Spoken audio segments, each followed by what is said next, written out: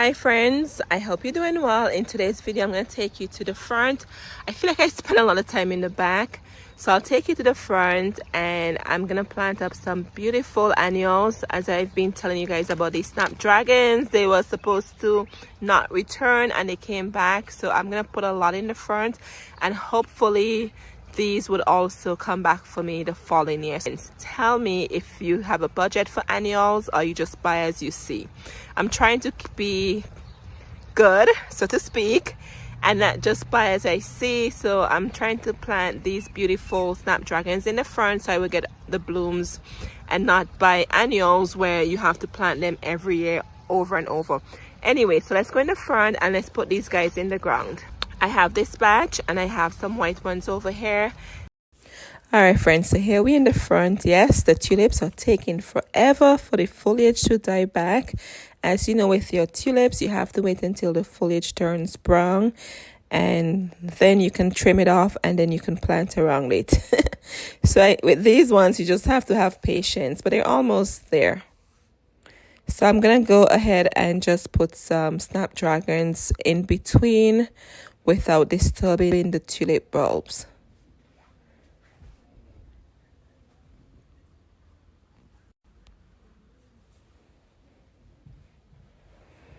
And then also I'll pull some of those weeds out. I do have some weeds there, not that much, but just some, and then tidy up the edge of the bed and then mulch it. And then here friends, okay, so this is some Dusty Miller that came back. Yes, they're in the pot as you can see. And this was from my fall container and I was surprised because I'm in zone 6B 7A and I had no clue that Dusty Miller returns in my area. So technically here I'm getting some free plants and then I'm gonna show you where I'm gonna put these. So I'm just here trying to just take it out of the pot. Friends, these were in, like, they were seedlings. They were so small when I purchased them. So these I planted in spring and they got this big all the way into summer of 2024. Look at the roots on here. So definitely got my money's worth there, and I strongly recommend Dusty Miller. They're good as fillers for your planters, and first time putting them in the ground, so I'll probably can share my opinion how they do in the ground, but definitely a plus for your planter. And here I'm pulling out this dead Dracaena grass. This was the grass with a spike in the center. Yes. So I'm just working my way through the planter here and just trying to remove the Dusty Miller so that way I can reuse them in the front bed.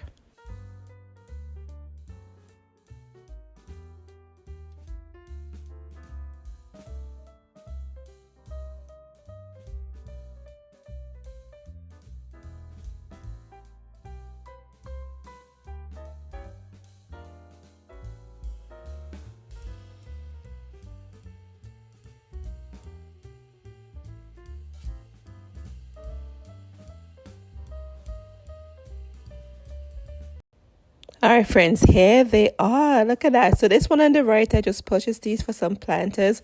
So the one on the left, this is how big it got from the one on the right. So I think I'm gonna use the bigger one and put them in the center because the small Dusty Miller will get big, but I think it doesn't look right in the front that size. So I'm just going to reuse what I have here and just put them in the center. But look how big this is, friends. Yes, from last year.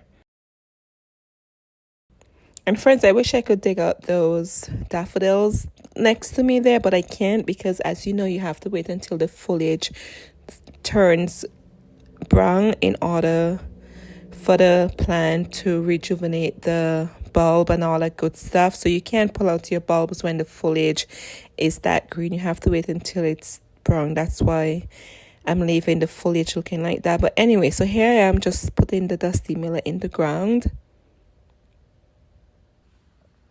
And then here we have Snapdragons. These are the mix. They will get 10 to 12 inches tall. And I love that they're not the tall one because I've seen where the tall ones would flop over and I just can't deal with having to stake plants and all of that. Anyways, so I went here as you can see and I dug some holes for the Snapdragons. And as I said to you before, I had to walk around the tulips and the other bulbs in here. But wait until you see the end. It looks so pretty, yes. So friends, look at this color in here. Absolutely one of my favorite colors. I love orange and yellow colors in the garden. Such a pretty snapdragon.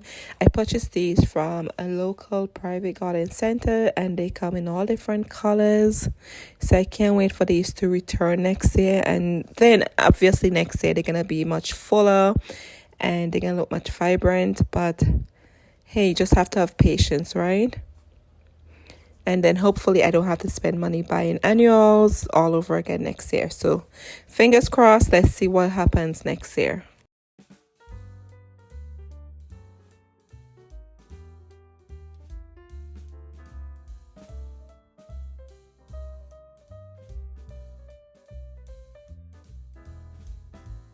Oh, look at this pink one. Oh, this is so pretty with the orange. Absolutely gorgeous.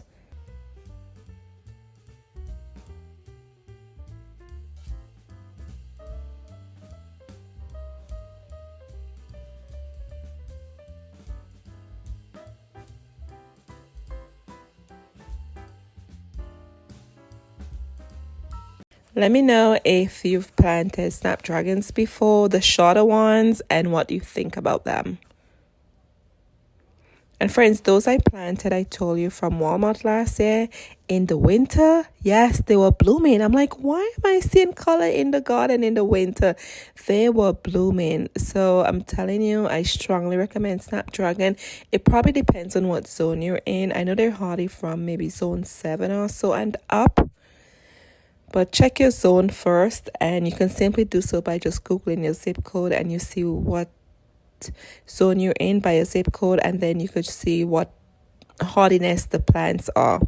As I said before, I think these are hardy from zone 7 and up. I'm in zone 6B, and they just changed us to 7A, so I'm thinking that's probably why they come back, because our winters are getting warmer. Yes, that's what they said. Our winters here in the Pennsylvania area becoming warmer, so I think that's probably why these snapdragons return, because our zone is now 7A.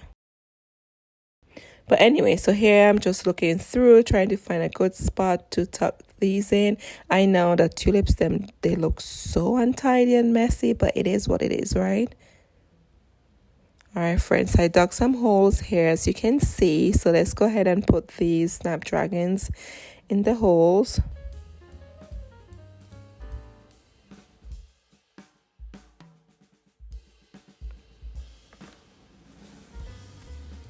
And then I'm gonna mulch it, and then let me show you what it looks like. All right, friends, it's been maybe a few weeks since I planted those snapdragons, and I tucked in some sweet dream petunia, just some pink one in between. I had some left over, that's why. But let me show you the snapdragon. Here they are. They're doing pretty good on this end. And as you can see, the tulips are gone, friends. It took a while before the foliage died back. It really did. So I just came in and I just snipped the foliage from the tulip. And so where you're seeing like a space, that's where the tulips are. And as I said to you before, I'm just leaving them there so they could come back for me, as opposed to having to dig them out and put them back in the ground. So that works out really well. And then hopefully these snapdragons will get bigger next year and it will come back. And just try to imagine the show that I'll have in the front, and just give them a couple of weeks, maybe in July they will definitely get bigger. But here, look at this color here, it's so pretty. I love this orangey color, love it, like a sunset orange color. So this is what this side looks like, and I went all the way over here. And then let me take you back to the other side and show you what the other side looks like. And then the alliums are done blooming. So what I do with these, I leave them to dry off. You could see the stalk look dry here, right? Let me see. And I just pull it like this, friends. Ah, there we go, it's ready. So if you have alliums in your garden, that's how you know they're ready. That the foliage is gone, as you can see, and the stem is brown like this. So if you just pull on it and it comes out, then you're good. Oh, look at that, the next one, yay! So I'm gonna go around and do that and see which ones comes out. Then I come in and I snip the end and I just put them in a vase, and they finish drying out in the vase. So, or if you don't want, you can leave them up in your garden, but I think it makes sense to just pull them out because what's gonna happen, the birds are gonna come in and they're gonna make a mess on the seed head, and then you won't have any seed head looking like this, if that makes sense. It'd be half eaten. So anyways, let me see this one. Oh my god, this one is ready. Oh friends, look. So I'm so happy about this because then it's gonna look much neater here. Alrighty friends, so these ones are ready. As you just saw, I pulled them out and they're gonna go inside. I love collecting these, but this one wasn't ready because you see it didn't come out. It brought out the bulb from the ground, but that's okay. I'll just tuck the bulb back in here, no worries about that. And then here's the other side. These were blooming, but we're gonna get new blooms in here with the Snapdragons. So the same thing here, wherever you see these spots, I mean there's tulips in it. That's why I couldn't like put Snapdragons everywhere, right? But this is what it looks like. I'm gonna neat it up and take out all these alliums if they're ready. Here it is, and I'm gonna share with you what I did with the allium. As you saw, they were easy to pull out from the ground. So this is what it looks like. And then I think I show you guys, this was a Dusty Miller that came back. Friends, I never knew Dusty Miller gave you blooms, right? Look at that. I have to do some research and see what's going on here. So I had those in my containers and I took them out and I put them in here and just to fill in this area. So that's this side. This side, I'm waiting for the colors to come in, but this side look so much better. And here it is. And I'll be giving you a tour of the front here, but I just want to share with you the annuals I put in. As I said to you before, the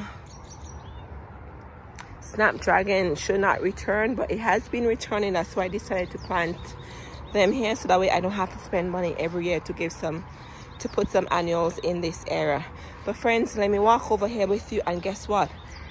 This is from my pollinator or the wind. Yes, I did not plant this alyssum here. I love it so much. I think I'm gonna start some in some pots, and just when they get big, tuck them in here so they could flow over on the concrete walkway. That's gonna look so pretty. Just look at it. Thank you, pollinators or the wind, however you got there.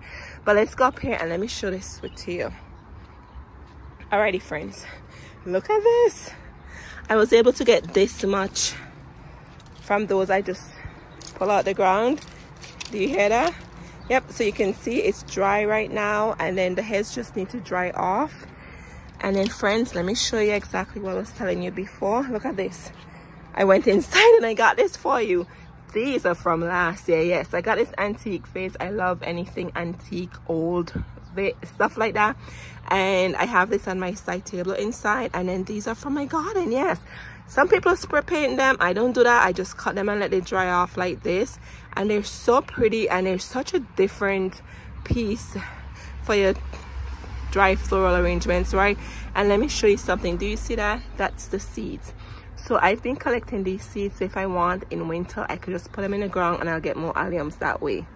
So that's where the seeds are. If you're looking to get more alliums in your garden, just leave them, just put them in the ground in the fall. Make sure you mark where you put them, cover them, and just watch them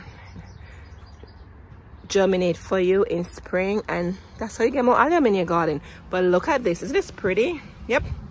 So if you have alliums in your garden, friends, I strongly recommend you do the same thing as I did. You will love this. Anyway friends, so I just wanted to share with you what I planted in the front, just to give it some color. Look how pretty this is. Thank you so much for watching, and I'll see you in the next one. Cheers.